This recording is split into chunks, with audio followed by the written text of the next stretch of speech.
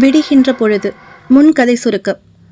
சேலம் சட்டக்கல்லூரி மாணவன் ரவிசங்கர் படிப்பை முடிக்கும் தருணம் அவனுடைய அண்ணன் அசிஸ்டன்ட் கமிஷனர் பிரதீப்பும் அண்ணி சுபத்ராவும் திடீரென வீட்டினுள் தற்கொலை செய்து கொள்கின்றனர். காரணம் புரியாமல் குழம்புகிறான் ரவிசங்கர். அந்த வீட்டினுள் நண்பர்களுடன் வசிக்க ஆரம்பிக்கிறான்.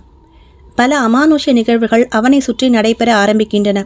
வேலைக்காரி பொன்னம்மா தரும் தகவல் விபரீதமாக இருக்கும் நிலையில் தொடரும் அமானுஷ்ய நிகழ்வுகளும் விசித்திர சம்பவங்களும் அவனை துரத்துகின்றன. இதற்கிடையில் தோழி ஜனனியின் தந்தை நாராயணமூர்த்தியின் வழிகாட்டுதலின் பேரில் மர்மத்தை தேடி கேரளாவின் நங்கைம்புழா வனப்பகுதிக்கு செல்ல ஆயத்தமாகின்றனர் ரவிசங்கர், மூர்த்தி மற்றும் வேணு. இனி நடப்பது என்ன தெரிந்து கொள்ளலாம். வாருங்கள் நண்பர்களே, கதை நிலவுடன் இணைந்திருங்கள்.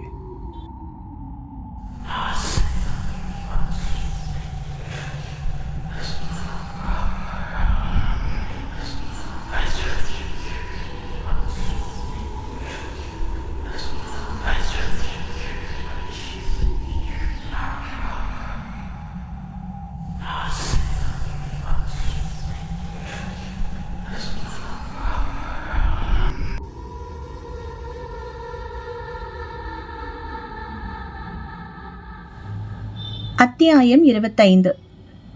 கேரளாவின் கொட்டுக்கரா வந்து சேர்ந்தபோது இரவு 10:30 தாண்டி இருந்தது. சாரல் மழை விட்டு விட்டு பெய்து கொண்டிருந்தது. கடை வீதி எல்லாம் வெறிச்சென இருக்கு. சாலையில் வாகன நடமாட்டமே இல்லை. ஜனனியின் அப்பா நாராயணமூர்த்தி இந்த ஊரின் டிராவலர்ஸ் பங்களா அட்ரஸும் அதன் மெயின்டெனன்ஸ் அதிகாரி மாதவ நாயரின் ஃபோன் நம்பரும் தந்து அனுப்பி வைத்தார். பொதுவாக அரசாங்க அதிகாரிகளும் விவிஐபிகளும் வந்தால் மட்டுமே தங்க அனுமதி. இருப்பினும் நாராயணமூர்த்தி போனில் சொன்னதும் அந்த மாதவன் நாயர் உற்சாகமாக சம்மதித்தார். அதற்கென்ன ஆசானே, தங்க வைத்தால் போயிற்று என்றதுடன் அதன் வழியையும் தெளிவாக சொல்லியிருந்தார். எந்நேரமானாலும் தான் காத்து கொண்டிருப்பதாகவும் சொல்லியிருந்தார். கொட்டிக்கராவாவது சற்று ஊர் போல இருந்தது. ஆனால் அந்த டிராவலர்ஸ் பங்களா அமைந்திருந்தது சரியான காட்டுக்குள். மலையினுள்ளே 2-3 ஹேர்பின் பெண்டுகளை கடந்துதான் வரவேண்டி இருந்தது வண்டி. தார் ரோட்டிலிருந்து சரையல் என பிரிந்த ஒரு மண் பாதைக்குள் கார் நுழைந்தது. எங்கும் பனிமயம். ஃபாக்லைட்டை எரிய விட்டிருந்தான் ரவிசங்கர். அப்போதுதான் வழி ஓரளவு தெரிந்தது.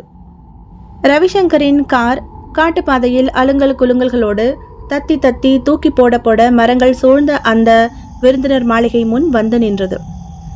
சுற்றிலும் ஒரே இருட்டு. பங்களாவினுள் சிறு வெளிச்சப்பட்டு கூட இல்லை. மாதவன் நாயரின் தொலைபேசி எண்ணுக்கு முயன்றான் ரவிசங்கர். தொடர்பு கிடைக்கவில்லை. நிமிர்ந்து அந்த பங்களாவை பார்த்தான். வேணுவுக்கும் மூர்த்திக்கும் அந்த விருந்தினர் மாளிகை படு அமானுஷ்யமாக தெரிந்தது. காற்றில் குளிரின் ஆதிக்கம் அணிந்திருந்த ஜர்க்கினையும் மீறி உடலை ஆக்கிரமித்து பற்கள் லேசாக தந்தி அடிக்க ஆரம்பித்திருந்தன. காட்டுக்கொடிகள் பங்களாவின் ஒரு புறம் சூழ்ந்து படர்ந்திருந்தது அந்த இருளிலும் தெரிந்தது. பெயர் தெரியாத மரங்களின் வரிசைகளும் பாக்கு பலா மரங்களுமாக உண்மையிலேயே அது ஒரு மினி அரண்மனையே தான். அந்த கால பழைய அரண்மனையை அரசாங்க விடுதியாக மாற்றியிருந்திருப்பார்கள் போல. என்ன ரவி, உள்ள யாருமே இருக்கிற மாதிரி தெரியல, வேணு கேட்க, மூர்த்தியோ என்னப்பா ஏதோ ஒரு ஹாண்டட் பிளேஸ் மாதிரி இருக்கே, சினிமாவில் வர்ற மாதிரி கேலியாக அவன் சொன்னாலும் அவனுடைய குரலில் பயம் கலந்திருப்பதை உணர முடிந்தது. சுவர் கோழிகளின் ரீங்காரம் இடைவிடாமல் கேட்டது. மலை மேலிருந்து விதவிதமான உருமல் ஒலிகள் கேட்டு முதுகு தண்டை சில்லிட வைத்தன. என்னடா லைன் கிடைக்கலையா? மூர்த்தி கேட்க, ஆமாண்டா நாட் ரீச்சபிள்னு வருது. என்னடா இது, நம்மளை வர சொல்லிட்டு அந்தாள் எங்க போனாரு, உள்ள போலாமா வேண்டாமா? வேணுவும் மூர்த்தியும் கேள்வியிலேயே அலைமோதி கொண்டிருக்க ரவிசங்கர் தான் திடும் என்று அந்த காட்சியை பார்த்தான். அந்த மாளிகையின் மேல்புறம் ஓடு வேய்ந்திருந்தது. அதன் பின்னால் தெரிந்த மாடி சுவருக்கு அப்பால் ஒரு உருவம் தெரிந்தது. அது ஆணா பெண்ணா என தெரியவில்லை. இருட்டில் ரவிசங்கரின் பார்வை கூர்மையானது. சற்று முன்னால் நடந்து அந்த மச்சு பகுதியை உற்று பார்த்தான். அப்பொழுது திடீரென ஒரு பெரிய மின்னல் மின்னியது. கனப்பொழுதில் மின்னல் ஒளியில் அங்கு நிற்பது ஒரு பெண் என்பதும் அங்க வடிவத்தில் புலனானது. அத்துடன் அவளது அருகில் ஒரு சிறுவனின் உருவம் போல நிற்பதும் தெரிந்தது. மீண்டும் இருட்டு. மறுபடியும் ஒரு மின்னல். அந்த ஒளியில் பார்த்தான். இப்பொழுது அங்கே அவர்கள் இல்லை. கண்களை இறுக மூடித்திருந்தான் ரவிசங்கர். இப்போது திடீரென பங்களா வாசலில் ஒரு வெளிச்ச புள்ளி உற்பத்தியானது. நேரமாக ஆக அது பெரிதாகி அவர்களை நெருங்கியது. வேணுவும் மூர்த்தியும் மிரண்டனர். அந்த வெளிச்சம் அவர்களை சமீபித்த போதுதான் தெரிந்தது அது ஒரு லாந்தர் லைட் என்பதும் அதை ஒருவன் பிடித்தபடி அலைந்து அலைந்து நடந்து வருகிறான் என்பதும். ஆரான என்றபடி லாந்தர் லைட்டை அவர்களுடைய முகத்துக்கு நேரே தூக்கி பிடித்தான் அவன். 45 வயது இருக்கலாம். சராசரி உயரத்திற்கும் சற்று குள்ளமாகவே இருந்தான். மங்கிக்குள்ளா கனமான கருப்பு துப்பட்டி என ஒரு துணி மூட்டை போல் தெரிந்த அவனது நிறம் இருட்டுக்கே சவால் விட்டது. மாதவன் நாயர் சார் இல்லையா? நாங்கள் நாராயணமூர்த்தி ஐயா சொல்லி கட்டிவேலி கிராமத்திலிருந்து வந்திருக்கோம், ரவிசங்கர் வேகமாக சொன்னான். அவர்கள் மூவரையும் பார்த்த அவனது முட்டை விழிகளில் ஏதோ கலவரம் தெரிந்தது. அதுவும் ரவிசங்கரின் முகம் பார்த்து கொஞ்சம் மாறியது போல் இருந்தது அவன் முகம். அடே, நீங்கள் நீங்கள் பிரதீப் சார் இல்லை? அவன் கேட்டது மூவருக்கும் தூக்கி வாரி போட வைத்தது. பிரதீப் சார் உங்களுக்கு தெரியுமா? வேணு கேட்டான் அவனிடம். அப்போ இவர் பிரதீப் சார் இல்லையா? அவன் குழம்புவது தெரிந்தது. இல்லை, அவர் என்னோட அண்ணன். அவர் இங்கு வந்திருக்காரா? ரவிசங்கர் அவசரமாக கேட்டான். ஒரு பெருமூச்சு வெளிப்பட்டது அவனிடமிருந்தது. இவிட வந்து போய் பக்ஷே என ஏதோ சொல்ல நினைத்துவிட்டு பின் தலையில் குட்டி கொண்டான். ஞான் ஒரு பிராந்து, பணியிலேயே உங்களை நிறுத்தி பேசிட்டு இருக்கேனே, வாங்க உள்ளே போலாம். என் பேரு அப்புக்குட்டன். மாதவன் சார் ஒரு அவசர ஜோலி ஆயிட்டு அவருடைய சொந்த ஊருக்கு போய் நீங்கள் வந்தால் சௌரியம் பண்ணி தர சொல்லி ஆர்டர். அவன் லாந்தரை பிடித்து வழிகாட்டியபடியே முன்னால் நடக்க காரை பூட்டிவிட்டு அவன் பின்னால் ரவிசங்கர், வேணுமூர்த்தி மூவரும் பின்தொடர்ந்தனர், தத்தம் பைகளை எடுத்துக்கொண்டபடி. இப்பிராந்தியத்திலே எப்போது பவர் வரும் போகும் என்று தெரியாது. இவ்வளோ நேரம் உள்ளே டார்ச் லைட் தேடிக்கிட்டு இருந்தேன், கிடைக்கலை. அதான் லாந்தர் எடுத்துட்டு வர இவ்வளோ லேட்டாயி. 80% மலையாளம் 20% தமிழும் கலந்து கட்டை குரலில் பேசிக்கொண்டு நடந்தான் அப்புக்குட்டன். 3 நண்பர்களும் அவரை பின்தொடர்ந்தனர். தென்பட்ட சிறிய வெளிச்சம் முன்னே வழிகாட்ட கல் மண் பாதைகளை கடந்து அந்த விருந்தினர் மாளிகையின் முன் வந்து நின்றனர். லாந்தரை தூக்கி முன்னால் காட்டினான் அப்புக்குட்டன். பழங்கால கேரளத்து மாளிகை முன்னால் திண்ணைகளுடன் காணப்பட்டது. தாழ்வான முன்வாசல், அதன் நடுவில் திறந்திருந்த தேக்கு கதவு, 3 அடுக்கு மாளிகை. உள்ளே ஹோவென்ற இருட்டு தெரிந்தது கதவின் வழியே. வாங்க என்றபடி உள்ளே கதவை தாண்டி குனிந்து சென்றார். அவனுடைய உயரத்துக்கே குனியும்போது இளைஞர்கள் மூவரும் இன்னும் முழங்கால் வரை குனிந்துதான் உள்ளே நுழைய வேண்டியிருந்தது. உள்ளே நல்ல திறந்த முற்றம், விஸ்தாரமான தாழ்வாரம், அங்கங்கே அறைகள், நிறைய தூண்கள். 2-3 அறைகளாக கடந்து ஒரு அறைக்கு வந்து நின்ற அப்புக்குட்டன் இடுப்பிலிருந்த ஒரு சாவி கொத்தை எடுத்து ஒன்றை அந்த அறையின் பூட்டுக்கு கொடுத்து அதை விடுதலை செய்தான். டரடரவென்ற சத்தத்துடன் கதவு திறந்து கொண்டது. லாந்தர் வெளிச்சத்தில் உள்ளே எட்டி கொண்டு பார்த்தனர் வேணுவும் மூர்த்தியும். ஓரளவு பெரிய அறைதான். பழங்காலத்து பெரிய கட்டில் போடப்பட்டு மேலே கொசுவலை தொங்கவிடப்பட்டிருந்தது சுற்றி. ஏதோ ஒரு பழைய நெடி மூக்கை நெருடியது. ரூமும் இன்னும் 2 ரூமும் தன்னே இப்போ பயன்பாட்டில் உண்டு. பிற அறைகளெல்லாம் யூஸ் ஆகிட்டிಲ್ಲ. சாரே, ஜன்னலை இப்போ திறக்கண்டா. ஏதாகிலும் பூச்சி போட்டு உள்ளே நுழைஞ்சால் இம்சைதான் கேட்டோ என சொல்லிவிட்டு அதற்கும் அவரே சிரித்து கொண்டார். எந்த சார்மாரே ஊன்கிழிஞ்சோ? அப்படின்னா அவர்கள் விழிக்க, அதான் சாப்பிட்டாச்சா என கையை குவித்து வாயருகே கொண்டு சென்று கேட்க, அதெல்லாம் ஆச்சு. நாங்கள் இப்போ ரெஸ்ட் எடுக்கிறோம். ஆமாம், நீங்கள் எங்கே தங்குவீங்க? இங்கே தானே? ரவிசங்கர் கேட்க, அதே சாரே, எனக்கு இங்கேன்னு தண்ணி ஜோலி. காவுக்கு ஞான் தண்ணி வாட்ச்மேன். ஹாஹா என சிரித்துவிட்டு, என்ட நம்பர் இது தண்ணே சாரே, நோட் செய்து கொள்ளலாம். ஞான் அதோ காவின் பக்கத்தில் இருக்கும் என்ட வீட்டில் தானே தாமசிக்கும். Any time you call me என ஆங்கிலத்தில் வேறு சொல்லிவிட்டு சிரித்து கொண்டே கிளம்பி விட்டான் அப்புக்குட்டன். அவன் சென்றதும் தான் இருட்டு பயங்கரமாக உரைத்தது மூவருக்கும். அடப்பாவி, அந்த லாந்தர் லைட்டையாவது வச்சுட்டு போயிருக்கலாமே. அந்த ஆளு எங்க அவனே பேசிட்டு அவனே சிரிச்சிட்டு போயிட்டான். அது என்னப்பா அப்படி கர்ண கடூரமாக சிரிக்கிறான்? கேட்கவே நாராசமாக இருக்கு. இப்போ எனக்கு அர்ஜென்ட்டாக ரெஸ்ட் ரூம் போகணும். இங்கே வாஷ்ரூம் எங்கே இருக்குன்னு கேட்காம விட்டுட்டோமே. மூர்த்தி முகம் சுளித்தபடி அறையை சுற்றுமுற்றும் கண்களால் துழாவினான். இருட்டு இப்போது ஓரளவு கண்களுக்கு பழகி இருந்தது. ரவிசங்கர் தன் பையிலிருந்த போர்ட்டபிள் சோலார் லேம்பை எடுத்து அதை ஆன் செய்து அங்கிருந்த ஒரு அலங்கார மேஜை மீது வைத்தான். அறை பளிச்சென்று வெளிச்சத்தில் நிரம்பியது. எங்கடா வாஷ்ரூம் இருக்கிற மாதிரி தெரியல, நான் வெளியில் வேற எங்கேயாவது டாய்லெட் இருக்கான்னு பார்த்துட்டு வரேன் என்றவாறு தன்னிடமிருந்த மொபைல் ஃபோனில் டார்ச்சை ஆன் செய்து கதவை திறந்து வெளியே சென்றான் மூர்த்தி. டேய், பார்த்து போடா, எங்கேயாவது தூணில் இடிச்சுக்கிடாத என்ற வேணுவின் குரலுக்கு ஆ ஓகே என்ற குரல் வெளியிலிருந்து கேட்டு தேய்ந்து மறைந்தது. ரவிசங்கரும் வேணுவும் தத்தம் பைகளில் இருந்து வேக்யூம் பைக்குள் திணிக்கப்பட்டிருந்த கனமான போர்வைகளை வெளியில் எடுத்து கட்டிலின் மேல் விரித்தனர். நல்ல பெரிய கட்டில் அது. கட்டிலின் மேல் ஏற்கனவே சுத்தமான வெள்ளை விரிப்பு விரிக்கப்பட்டிருந்தது. அறையும் நன்கு கூட்டி பெருக்கி சுத்தமாகவே வைக்கப்பட்டிருந்தது. வேணு தன்னிடமிருந்த பர்ஃப்யூமை எடுத்து அறைக்குள் அடித்தான். ரவிசங்கர் தன்னுடைய மொபைல் ஃபோன் மற்றும் ப்ளூடூத்தை எடுத்து மேஜை மேல் வைக்க போனவன் தீயை மிதித்தவன் போல திடுக்கிட்டு கையை பின்னுக்கு எடுத்தான். அதே நேரம் வெளியே எங்கோ ஆ ஐயோ என்று மூர்த்தி அலறும் குரலும் தெளிவாக அறைக்குள் இருந்த இருவருக்கும் கேட்டு தூக்கி வாரி போட வைத்தது அவர்களை. அத்தியாயம் 26. டேய் என்னடா மூர்த்தி அலறா? பதட்டத்துடன் கேட்டுக்கொண்டு ரவிசங்கரின் அருகே வந்த வேணுவை பார்க்காமலேயே ரவி ஷ் என்று உதட்டில் ஒரு விரலை வைத்து எச்சரிக்கை செய்தான். ஒரே இடத்தை வெறித்து கொண்டிருந்த ரவிசங்கரின் பார்வையை தொடர்ந்து தானும் அந்த இடத்தை பார்த்தான் வேணு. பார்த்தவன் ஹக் என்று நெஞ்சை பிடித்து கொண்டான். வாயை திறந்தால் காற்றுதான் வந்தது. பாம்பு.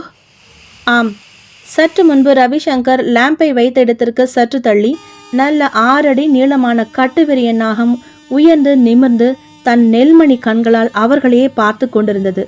அசாத்தியமான ஒரு உயரத்தில் அப்படி ஒரு பாம்பை இதுவரை அவர்கள் பார்த்ததே இல்லை.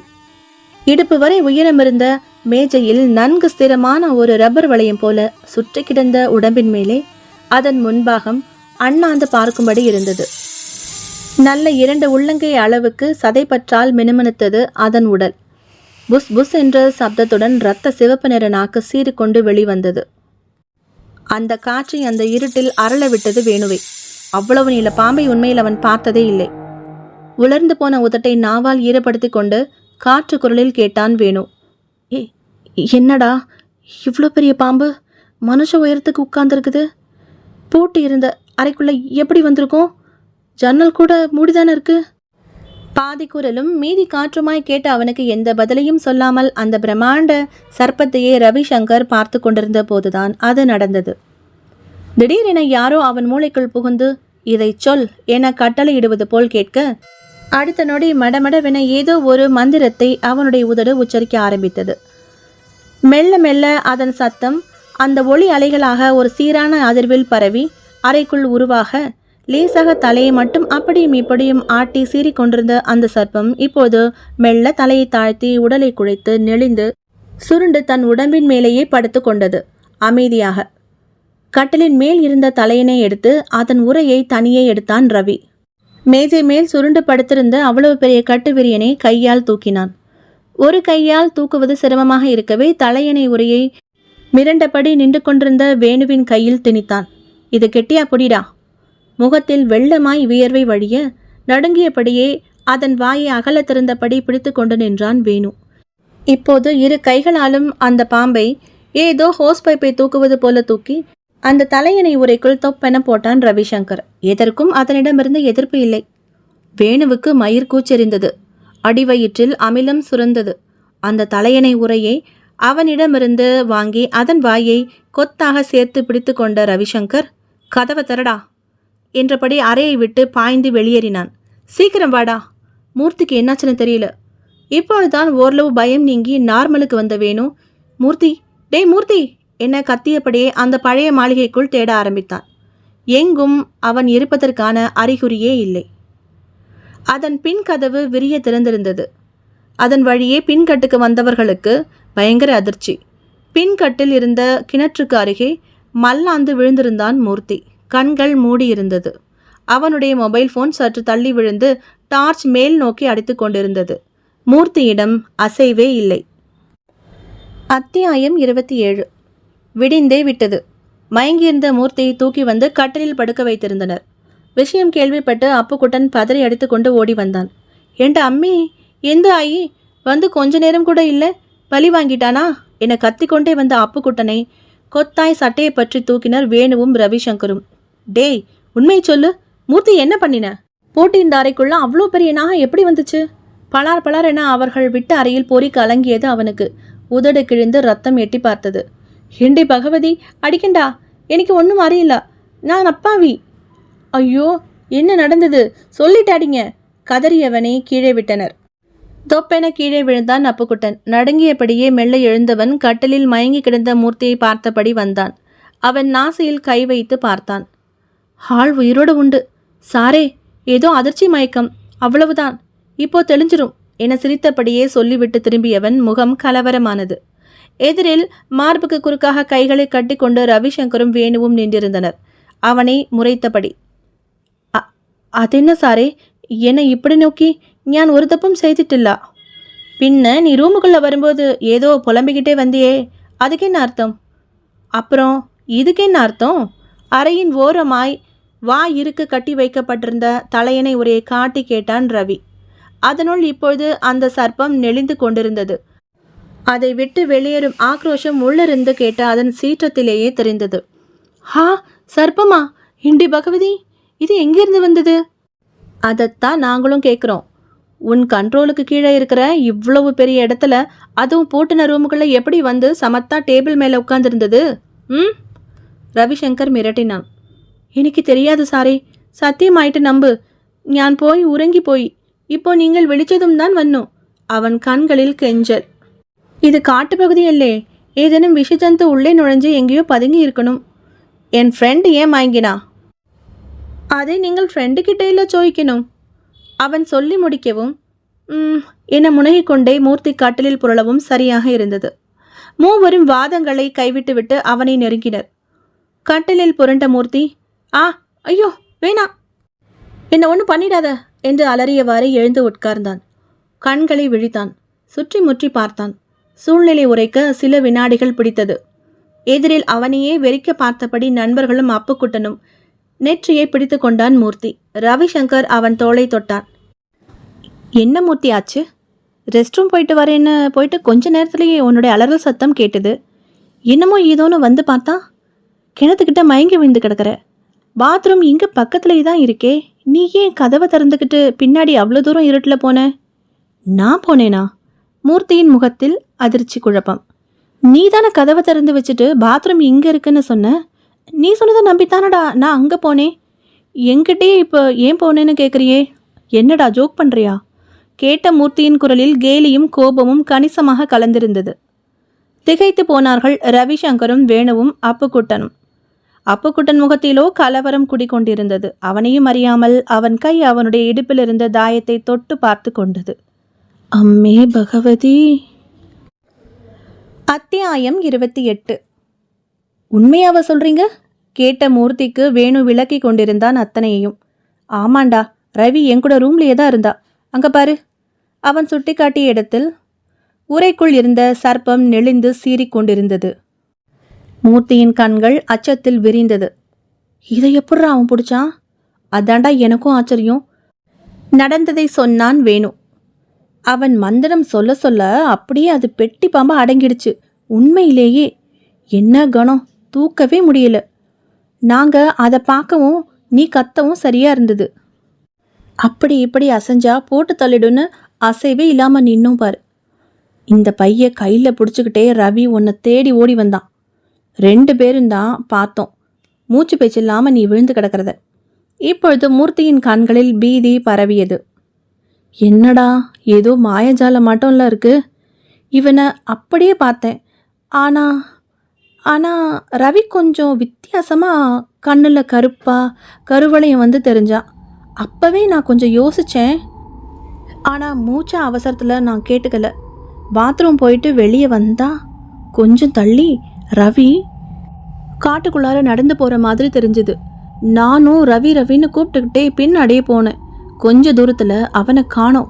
குழப்பத்தோட திரும்பி நடந்து வந்தப்ப அந்த கிணத்துக்கிட்ட யப்பா மெய் சிலிர்த்தது. தலையை வேகமாக உலுக்கி கொண்டான் மூர்த்தி. ஒரு பொண்ணு, உடலெல்லாம் வெளுப்பாக இருக்கு. பார்க்க காட்டுவாசி பொண்ணு மாதிரி இருந்தா. எனக்கு கொஞ்சம் பகீர்னு இருந்தது. நின்று கிணத்தவே எட்டி உத்து பார்த்துட்டு இருந்தா.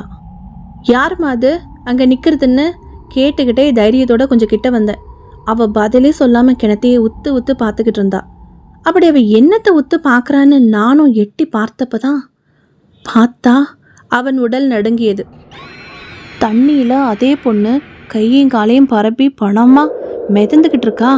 கண்ணு மொழி ரெண்டு என்னையவே உத்து பார்த்துக்கிட்டு இருக்கு. எனக்கு சுரில் இருந்தது.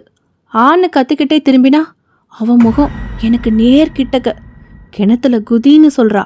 அவ்வளவுதான் ஞாபகம் இருக்கு. அவன் சொல்வதை கேட்டுக்கொண்டே வந்த ரவிசங்கர் சட்டென அந்த இடத்தை விட்டு அகன்று வேகமாக கூடம், முன்கட்டு, அறைகளை தாண்டி பின்கட்டை அடைந்தான்.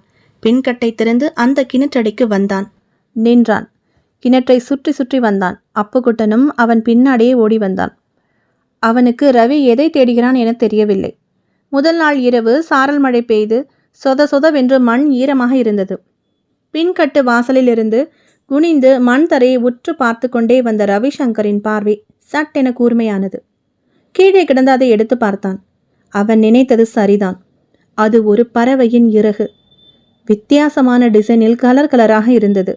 அவன் அதை எடுத்து உற்று பார்த்து கொண்டிருப்பதை அப்புக்குட்டனும் பார்த்தான்.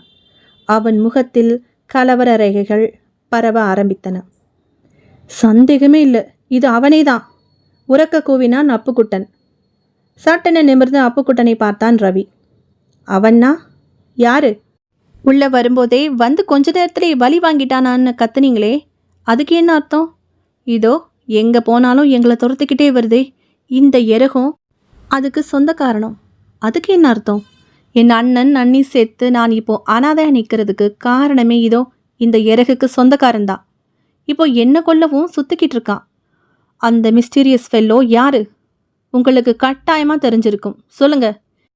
நான் இங்கே வந்ததுக்கு காரணமே எந்தவித முகாந்திரமும் இல்லாமல் என் அண்ணன் அண்ணி தற்கொலை பண்ணி செத்து போனதுக்கு யார் காரணம்னு தெரிஞ்சு அவனை சட்டத்துக்கு முன்னாடி நிற்க வைக்கிறதுக்காக தான் வந்திருக்கேன். எனக்கு தெரியும், அவனை உங்களுக்கும் நல்லா தெரியும்னு எனக்கு நல்லா தெரியும்.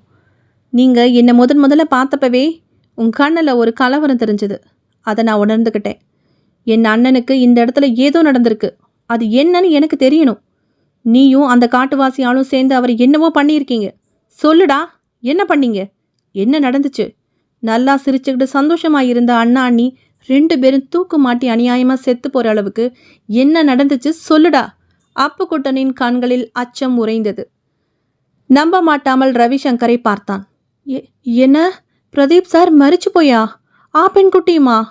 ஐயோடா, அவன் சொன்ன மாதிரியே செஞ்சுட்டானே. என்டே குருவா இருப்பா. டேய், எரிமலையானான் ரவிசங்கர். என்னடா சொன்னாவன்? அப்புக்குட்டனின் குரல் வளையை பிடித்து அப்படியே மேலே தூக்கினான். விழி பிதுங்கி காற்றுக்கு ஏங்கி கை கால்களை உதற ஆரம்பித்தான் அப்புக்குட்டன். அதே நேரம் வீல் என்று ஒரு பெண்ணின் அலறல் சத்தம் ஸ்பஷ்டமாக கேட்டது எல்லோர் காதுகளிலும்.